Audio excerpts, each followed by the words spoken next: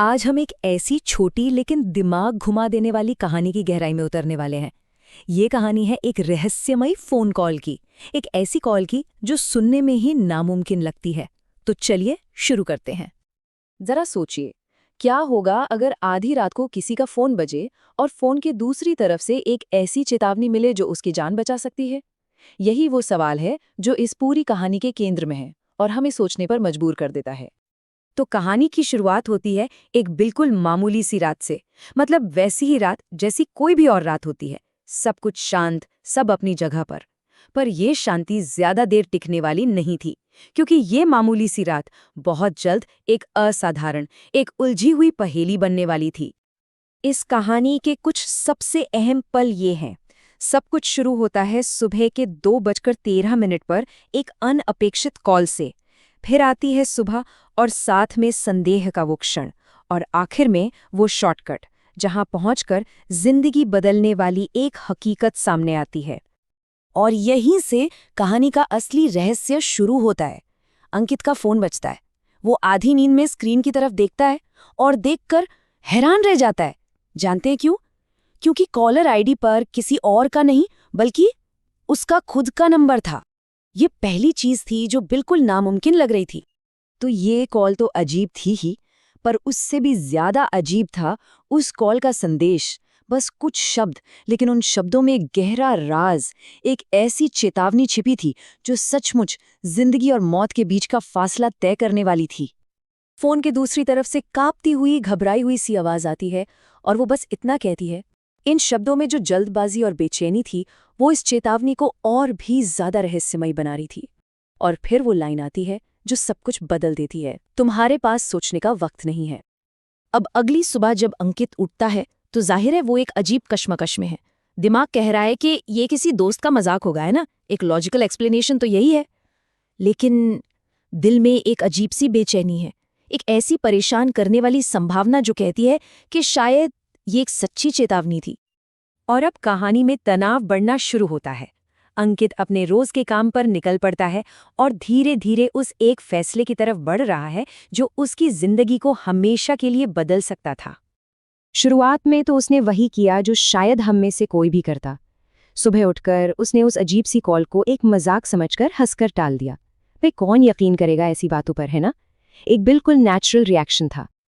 लेकिन उसका ये सारा शक, सारी रैशनल थिंकिंग एक पल में टूटकर बिखर गई। कब? जब वो अपने रोज के शॉर्टकट वाले रास्ते तक पहुंचा और देखा कि उसे पुलिस ने पूरी तरह से सील कर दिया है। ये वो पल था जब हकीकत ने उसके सारे तर्कों पर पानी फेर दिया।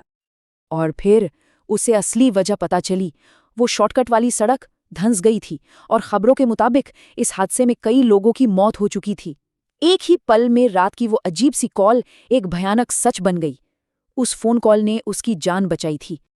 पर रुकिए, कहानी यहाँ खत्म नहीं हुई है, क्योंकि इसके बाद एक ऐसा ट्विस्ट आता है जो इस रहस्य को और भी ज्यादा गहरा बना देता है। एक ऐसा मोड़ जो इस पूरी घटना को लॉजिकली इम्पॉसिबल बना देता है।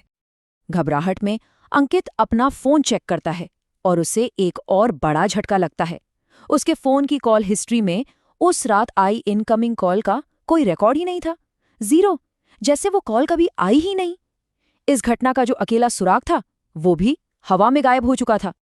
तो अब असली सवाल ये है कि अगर कॉल का कोई रिकॉर्ड ही नहीं, कोई सबूत ही नहीं, तो क्या वो सच में आई थी? और अगर नहीं आई थी तो फिर एक जिंदगी बच कैसे गई?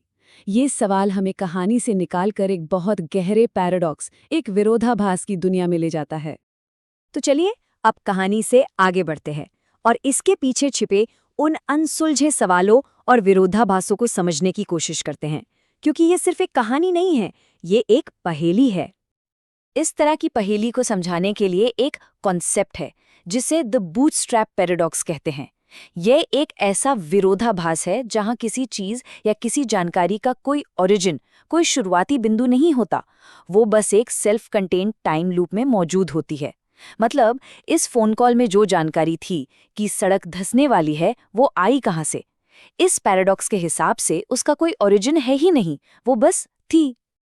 और ये कहानी हमें कुछ बहुत बड़े फिलोसॉफिकल सवालों के सामने खड़ा कर देती है, जैसे कि क्या उस कॉल ने भविष्य को बदला या जो किस्मत में लिखा था बस उसे पूरा किया?